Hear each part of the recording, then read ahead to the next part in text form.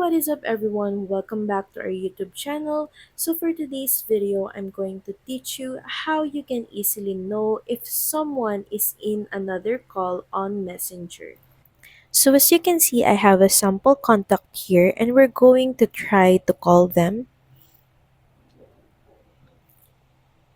So if you call someone and the calling text shows here, that only means that someone is available to take your call and they're available to receive a call from you and they are not calling someone and they are not on call with someone else.